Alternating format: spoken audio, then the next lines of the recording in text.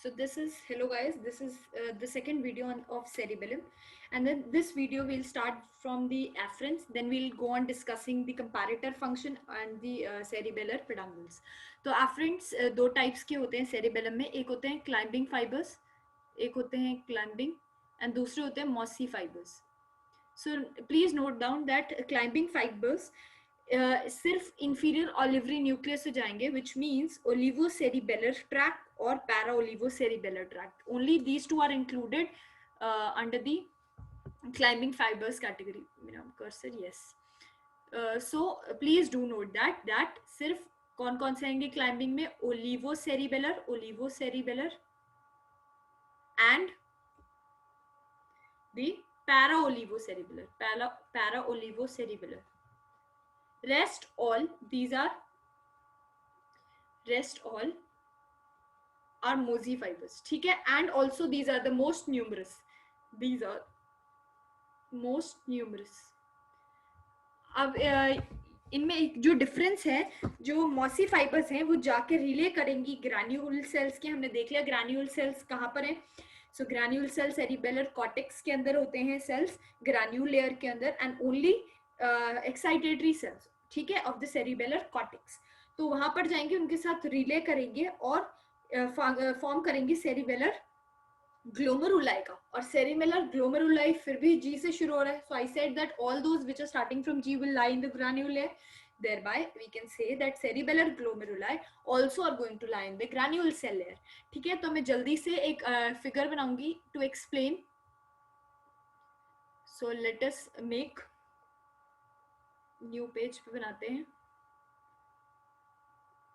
So this is your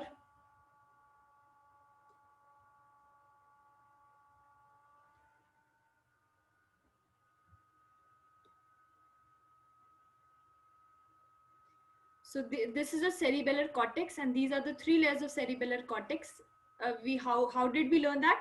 We learned by my personal garden, molecular layer, Purkinje cell layer, followed by the granule layer. So हमने कहा था Purkinje cell layer में largest cell होगा, which is the Purkinje cell, और molecular layer में फटाफट basket cells and stellate cells होंगे, और पुर्किंजी सेल ओनली इफरेंट होगा जो डीप सेरिबेलर न्यूक्लियाई, जो कि 4 न्यूक्लियाई थे, डेंटेट, एम्बोलिफन, फेस्टिजियल एंड ग्लोबस, वहां पर जाएंगे.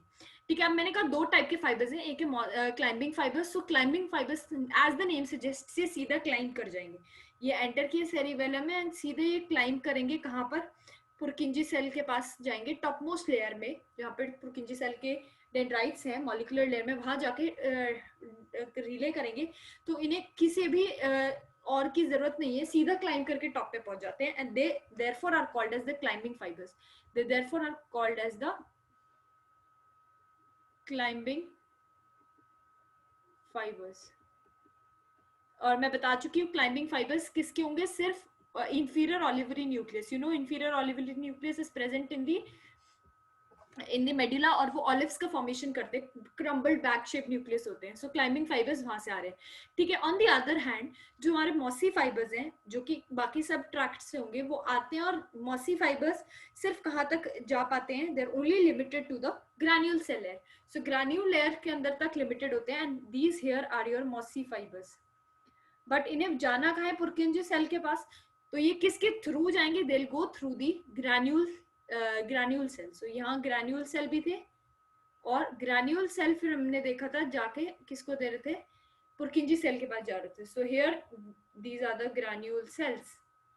और जो ये साइनैप्स हुआ between the granule cells and the mossy fibres, ये साइनैप्स को हम क्या कहेंगे? Cerebellar glomeruli.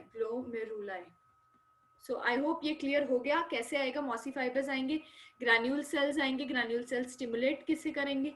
पुर्किंजी सेल्स फिर इनहिबिट किससे करेंगे? The output from the deep cerebellar nucleus. मतलब किस हिसाब से इनहिबिट करेंगे? जिस हिसाब से उसे एक्शन हमें इसे करवाना होगा, ठीक है, उस हिसाब से इनहिबिट करेंगे. So we have seen the efferents. Now let us come on to the cerebellar peduncles, which is the most important part, and also the comparator function of the cerebellum. So अब आ जाते हैं, यहाँ लिखो cerebellar peduncles. and here we'll also study about the comparator function. comparator function, अब मैं simple सा मतलब समझाती हूँ कंपैरेटर फंक्शन का। जो सेरिबेलम है वो कंपेयर करता है एक्शन, क्या एक्शन होना चाहिए था और क्या एक्शन हुआ, जो डिफरेंस है उसे फिर करेक्ट करेगा। ठीक है, तो हमें पता है जो मोटर आउटपुट है हमारा, वो मोटर आउटपुट कहाँ से जाता है, वाया कॉर्टिकोस्पाइनल ट्रैक्ट, जो सेरिब्रम है, motor cortex of cerebrum, corticospinal tract के थ्रू जाएगा और मोटर एक्टिविटी करवाएगा। Right, please ignore the diagram, जैसा भी बन रहा है बस बनाना है। सो ये मेरा हो गया cerebellum and these three are the peduncles। मैंने उल्टा बना दिया है, largest peduncle is the inferior cerebellar peduncle, तो ये उस हिसाब से अपना साइज करेक्ट करना प्लीज, क्योंकि ये लार्ज होना चाहिए, because inferior cerebellar peduncle is the largest peduncle of all three. ठीक है, अब मैं साथ बाय साथ एक और चीज बना रही हूँ, यहाँ पर हम बनाते हैं ब्रेन स्टेम। तो यहाँ पर मैं बना रही हूँ ब्रेन स्टेम।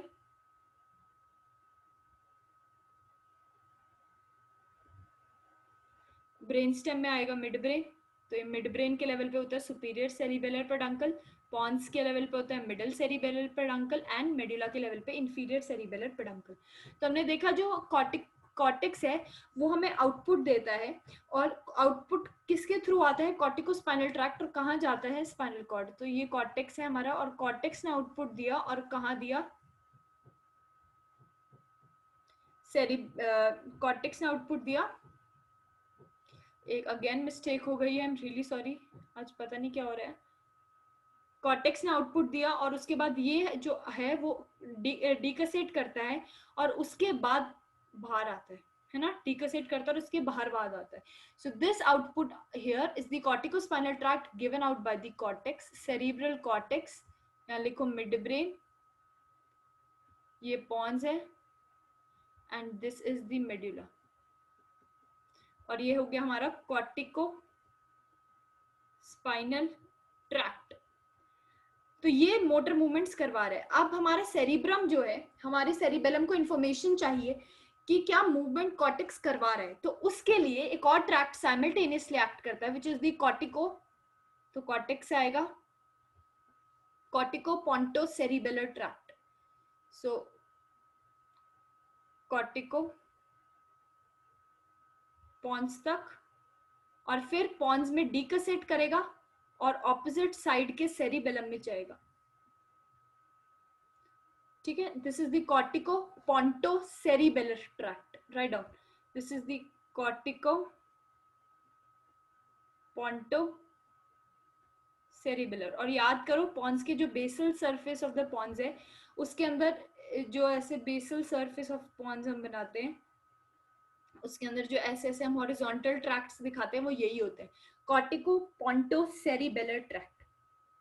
ठीक है, तो हमें हमारे सेरिबेलम को इन्फॉर्मेशन मिल गई कि कॉर्टेक्स क्या करवा रहा है।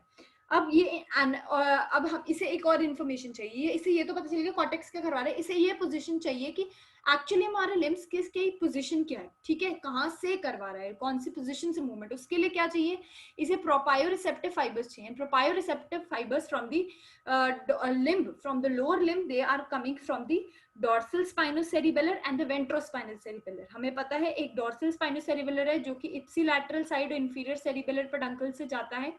So this is the dorsal spinocerebellar, और ये unconscious proprioception होती है, if you remember it is unconscious proprioception। and from the superior cerebellar peduncle क्या जाएगा, the ventral spinocerebellar, ventral spinocerebellar, और अपर लिम्ब से जो जाता है that is the cuneocerebellar tract. If you remember upper limb से जाता है that is the cuneocerebellar tract, और यहाँ पर एक्सेसरी क्यूनिएट ट्यूबरकल होता है, क्यूनिएट न्यूक्लियस होता है, वहां से आता है, दिस इज द क्यूनियोसेरिबेलर सेरिबेलर। ठीक है, which is again passing through the inferior cerebellar peduncle. अब इंफॉर्मेशन सारी सेरिबेलम के पास आ गई कि क्या होने वाली है मूवमेंट, कहाँ से होने वाली है सब।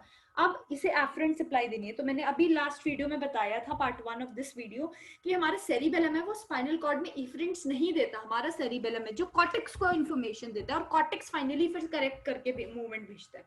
ठीक है, तो इसका मतलब सेरिबेलम से कॉर्टेक्स को इन्फॉर्मेशन जानी है, तो कैसे जाएगी, मैंने ये भी बताया था, neo cerebellum is responsible for the skilled movements, ठीक है, और कौन सा न्यूक्लियस था, that was the dentate nucleus, that was the dentate nucleus. और हमें पता है मिड ब्रेन में एक और न्यूक्लियस होता है which is the red nucleus, which is nothing but the red nucleus, जो कि फ्लेक्सर टोन फैसिलिटेट करता है। और हमारे पास डायनसेफ्लॉन का पार्ट होता है thalamus, which is above the mid brain. तो हमें ये सब रिक्वायरमेंट्स हैं। अब हम शुरू करते हैं, डेंटेट न्यूक्लियस से इंफॉर्मेशन आएगी और डेंटेट न्यूक्लियस से कहाँ जाएगी, डायरेक्टली थैलेमस में।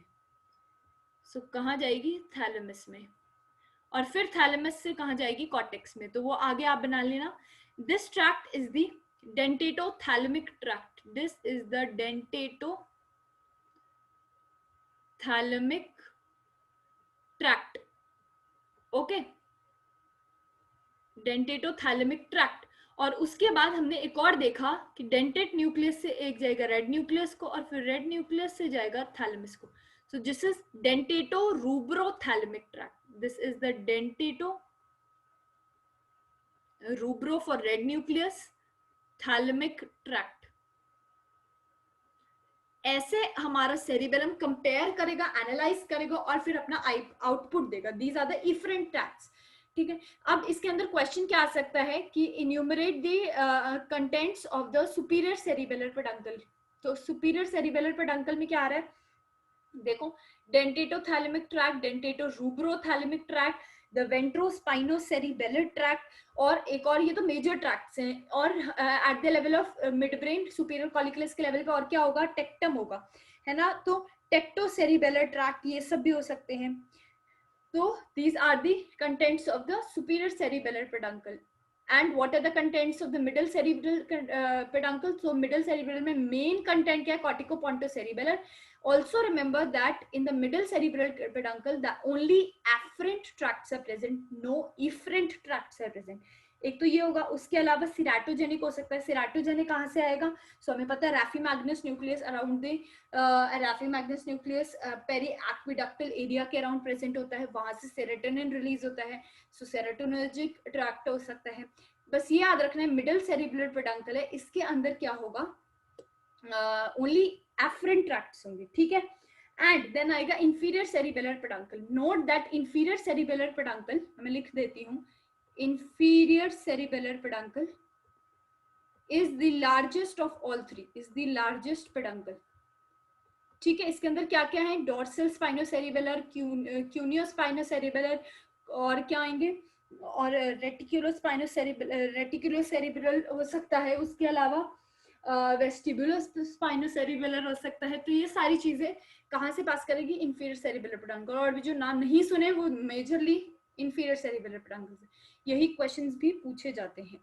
Okay, so this is the comparator function. Comparator function में क्या होगा, cerebellum compares with the from the initial position to final position, उसका एनालिसिस करवा के फिर पाथवे इफरेंट सप्लाई देगा। तो एफरेंट्स कहाँ से आएंगे, एफरेंट्स एक बारी कंपैरेटर फंक्शन को हम फटाफट से रिवाइज कर लेते हैं ब्रीफली। कंपैरेटर फंक्शन आ रहा है कॉर्टिको पोंटो सेरिबेलर ट्रैक्ट, उसके बाद डिसीजन लेगा cerebellum, output through the dentate nucleus, किसके थ्रू, डेंटेटोथैलेमिक एंड डेंटेटोरूब्रो, कहाँ जाएगा, थैलेमस, और थैलेमस फिर कॉर्टेक्स को जाएगा, और फिर फाइनली कॉर्टेक्स करेक्ट करके कहाँ जाएगा, कॉर्टिको स्पाइनल ट्रैक्ट के थ्रू स्पाइनल कॉर्ड को इन्फॉर्मेशन देगा। सो this is all about this cerebellum, and if any doubt you can comment down in the section comment section below, and if you like this video then please give it a thumbs up and also share amongst your friends, and please subscribe to my channel. Thank you, and also watch the first part of this video to understand it better. Thank you.